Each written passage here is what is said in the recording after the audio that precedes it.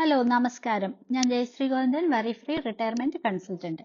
ഇന്നത്തെ നമ്മുടെ ചിന്താ വിഷയം എന്ന് പറഞ്ഞാൽ കോമൺ ആയിട്ടുള്ള ഫിനാൻഷ്യൽ ഫിയേഴ്സ് ആണ്. അതായത് റിട്ടയർമെന്റ് പ്ലാനിനെ കുറിച്ച് ആലോചിക്കുമ്പോൾ പല ആളുകളുടെ ഉള്ളിൽ വരുന്ന ചില പേടിയുണ്ട്. അത് എന്തിനെ കുറിച്ചാണ്, അതിനെ എങ്ങനെ നമുക്ക് ഓവർകം ചെയ്യാം എന്നുള്ളതാണ് ഇന്നത്തെ ചിന്താ വിഷയം.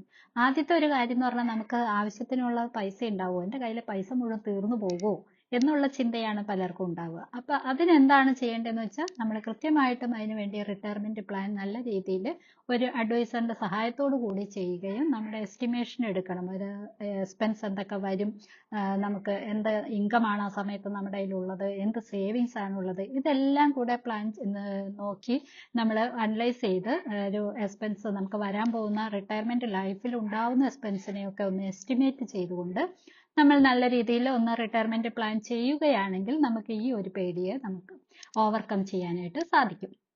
അടുത്തതെന്ന് പറഞ്ഞാൽ ഡൈവേഴ്സിഫൈ ചെയ്യുക നിങ്ങളുടെ ഇൻവെസ്റ്റ്മെന്റ്. അതായത് നമ്മൾ ഒരു കാര്യത്തിൽ മാത്രം സേവ് ചെയ്യാതെ അല്ലെങ്കിൽ ഒരു കാര്യത്തിൽ മാത്രം ഇൻവെസ്റ്റ്മെന്റ് നടത്താതെ പല പല കാര്യങ്ങളിലായിട്ട് ഇൻവെസ്റ്റ്മെന്റ് നടത്തുകയും ഒരു എമർജൻസി ഫണ്ട് പോലെ പലർക്കും നമ്മൾ അതൊന്ന് സേവ് ചെയ്യുകയും ചെയ്യുകയാണെങ്കിൽ നമുക്ക് അത്തരം ബുദ്ധിമുട്ടുകളും പേടിയും ഒഴിവാക്കാനായിട്ട് സാധിക്കും. ഏതെങ്കിലും ഒരു കേസിൽ നമുക്ക് കിട്ടുന്ന ഒരു ഇൻകം കുറഞ്ഞു പോയാലും നമുക്ക് നമ്മൾ ഇൻവെസ്റ്റ് ചെയ്ത് വെച്ചിരിക്കുന്ന മറ്റൊരു സോഴ്സിൽ നിന്നും നമുക്ക് ഇൻകം കിട്ടുന്ന രീതിയിൽ അതൊന്ന് റെഡിയാക്കി വെക്കണം.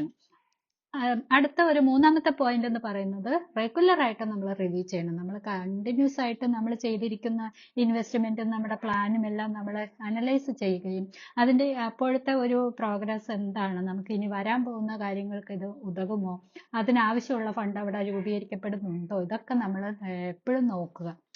പ്രത്യേകിച്ച് നമ്മൾ ഈ ബോണ്ട് അല്ലെങ്കിൽ മ്യൂച്വൽ ഫണ്ട്, ഷെയർ മാർക്കറ്റ് അങ്ങനെയുള്ളിടത്തൊക്കെയാണ് നമ്മൾ ഇൻവെസ്റ്റ് ചെയ്തിരിക്കുന്നതെങ്കിൽ തീർച്ചയായിട്ടും നമ്മൾ അതെല്ലാം ഇടയ്ക്കിടയ്ക്ക് ഒന്ന് റിവ്യൂ ചെയ്യണം. അപ്പോൾ അവിടെ നമുക്ക് ആവശ്യത്തിനുള്ള ഫണ്ട് രൂപീകരിക്കപ്പെടുന്നുണ്ടോ, കൂടുന്നുണ്ടോ, കുറയുന്നുണ്ടോ, ഇതൊക്കെ നോക്കിയിട്ട് വേണമെങ്കിൽ ചേഞ്ച് ചെയ്യണം. അങ്ങനെ ഈ മൂന്ന് കാര്യങ്ങൾ നമ്മൾ ചെയ്തിട്ട് ജീവിതത്തിൽ നമ്മൾ ചെയ്യുകയാണെങ്കിൽ നമുക്ക് ആ ഒരു റിട്ടയർമെന്റ് ലൈഫിനെ കുറിച്ച് ഓർത്തിട്ടുള്ള പേടി നമുക്ക് മാറ്റാനായിട്ട് സാധിക്കും. അടുത്തൊരു ടോപ്പിക്കുമായി അടുത്ത എപ്പിസോഡിൽ കാണാം. Take care. Bye bye.